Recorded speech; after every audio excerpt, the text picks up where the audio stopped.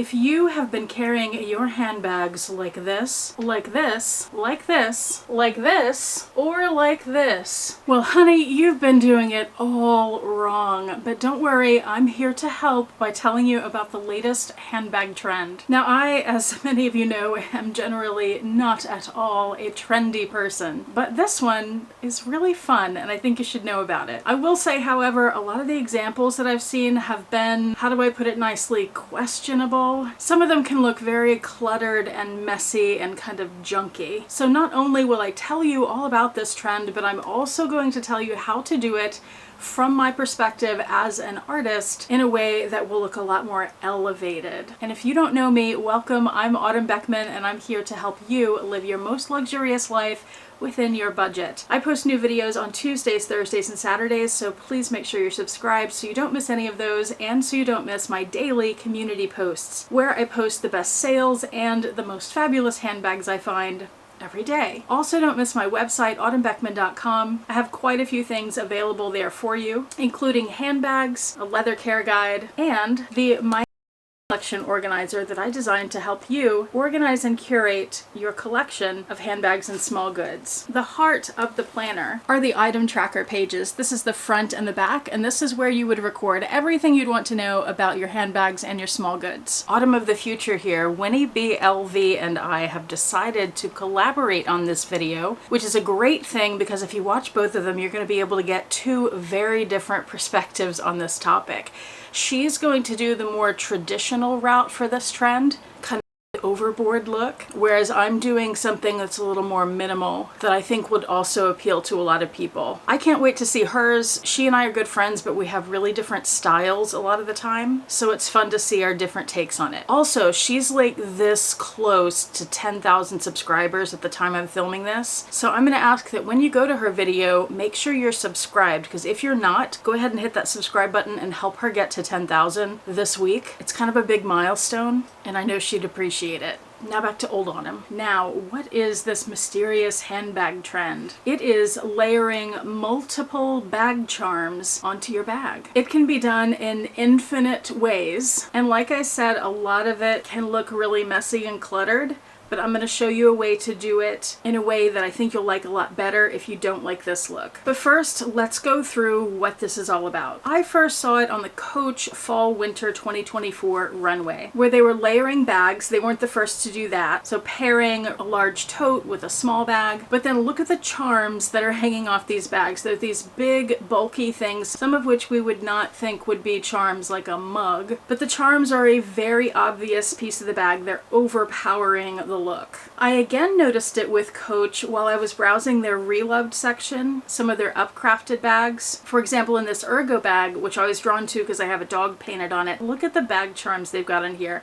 4 different ones. They have 2 different hang tags, plus they have like a wristlet strap, and if you notice, it's really small, they have a ring, like a piece of jewelry. And this pillow tabby, this one has multiple hang tags. It has the C charm and it has this little twisty cord. But a few other design houses have also had this look down the runway. Balenciaga has done it and Miu Miu has done it. And Balenciaga sells this bag that has all these charms already on it. Now in real life, we've seen Jane Birkin do this with her Birkin. All kinds of things put on her bag. And I've also seen a few people doing this in some of the Coach Facebook groups that I look at. And I'm going to link her below because she has some really good stuff. So go check her out. She's on IG and TikTok. Her name there is Plenty O Bags. And in most of these examples, the bag charm thing, and really it extends beyond bag charms, so the embellishments on the bags, they're pretty maximalist, right? But fear not, it doesn't have to be. Trends, as we know, come and go over the years. Minimalism and maximalism are no different. We have recently been through a period of minimalism with the quiet luxury trend, but maximalism has always been around too. Think Gucci, think Versace. This current trend does not mean that minimalism is over. I think some of us tend to be more minimalist, some tend to be more maximalist. I actually did a poll on my community post recently that I'll read the results for you here. 384 people responded at the time I'm filming this. 31% said that they were minimalist, 15% said they were maximalist, and I also offered a third option because I feel like this is me. 53% said they're both. that it really depends. And I feel like I'm that way in a lot of things in life. There are some things that I want to be minimalist about, some I want to be maximalist about, and then there are just some days where I want to be more minimalist or more maximalist. So for those of us who have an affinity for bag charms and other things, this trend is right up our alley. We can take things we already have and experiment and play around and put it together in ways that we may not have thought of before. By the way, in preparing for this video, I started pulling out my bag charms and I thought, oh, it's about time for a bag charm collection video.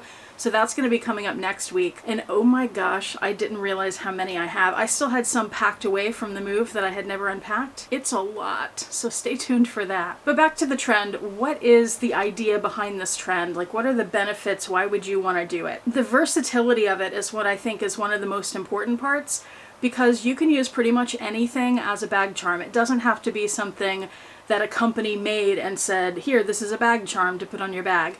You can do that, but you can do anything else that you can put on your bag. You can buy things, you can do it-yourself things. You can incorporate sound into this. Now, a lot of people don't like it when their bags make sound when they're moving around, but with this trend, sometimes that's the point. You can really think about the sensory aspect of it, the movement, the sound that the pieces create with the movement. Have fun with it. And ultimately, it's really about personalization. It's kind of like bumper stickers for your bag. And you can go high or you can go low with this. So you can go with things that are very inexpensive, but you could also go with things that are very expensive. These design houses have a history of mixing high and low. I often see, seems like there are people who tend to be more new to the handbag community, but a common question is, can I put, for example, a Coach bag charm on a Louis Vuitton bag or vice versa?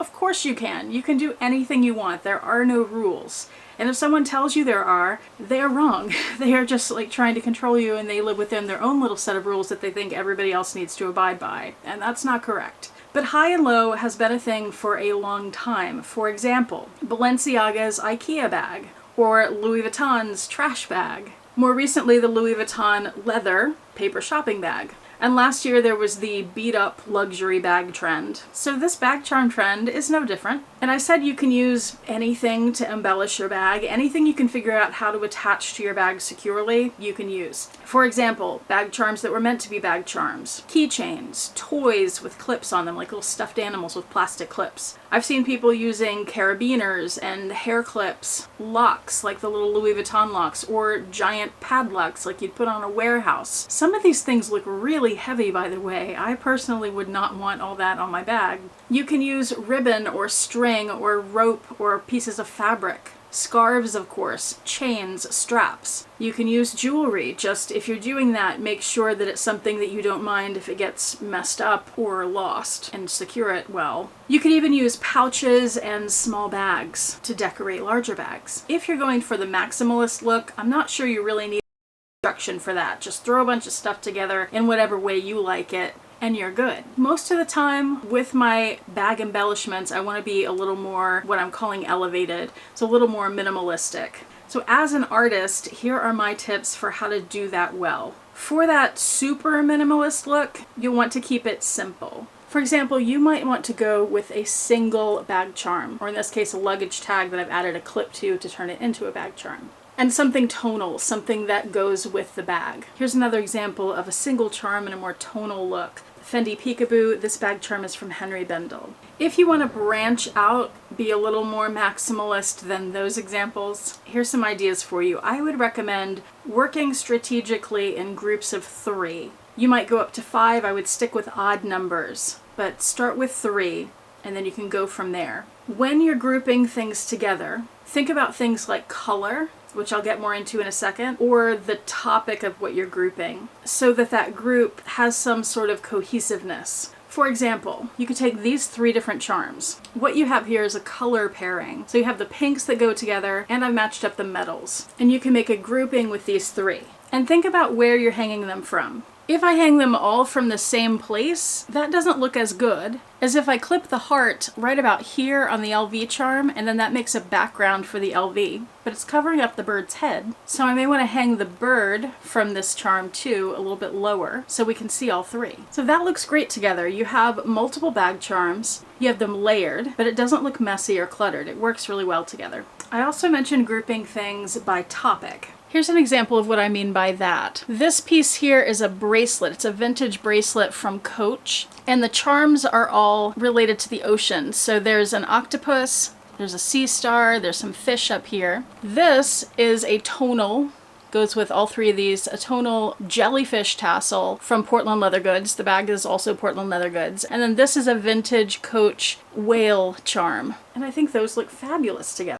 Another thing to keep in mind when you are grouping different objects is the sizes of those objects and the visual weight. So like the bulk, is it flat? Is it 3D? If it is 3D, how big is it? And generally speaking, what you want is a mix of those. So with size, something small, medium, large. And with weight, something flat, something a little bit more 3D, and then something more 3D. And you want to, as much as possible, keep all of this in mind at once. And this is so the things look good together, but you can also see each of the pieces. They don't get lost amongst the others. For example, to give something length, and you may not want to do this on a smaller bag, you may want a larger bag, personal preference. You could start with the long thing being a twilly. That's an easy thing to get long. Some kind of scarf or ribbons, whatever you want to do. And this one I tied where it's not even. One is a little shorter than the other to give it a little more depth and dimension. So that's long and flat. And then to that, I could add something big and bulky and 3D like this Tory Burch sea lion charm. Now I'm putting these together to give you an example of what I was just talking about. I'm not pretending that these patterns go together. They don't. And then for a third smaller thing, just to add a little more interest, I added this little metal charm. It's a vintage Coach piece. So that has small, medium, large. It has flat, less flat, and really not flat. And other than the patterns not going together, it works really well. And quick tip, if you are looking to add length, so you can do the short, medium, and long grouping, but all the charms you want to use are about the same length, all you have to do is tie a ribbon or attach a chain to some of those to make them a little longer. Now there are a few things to say about color when you're grouping things together and when you're pairing that grouping to your handbag. We already talked about doing tonal pairings. You can also do contrasting pairings. For the most contrast, you'd want to use complementary colors. And if you're familiar with the color wheel, these are the colors that are across from each other on the color wheel.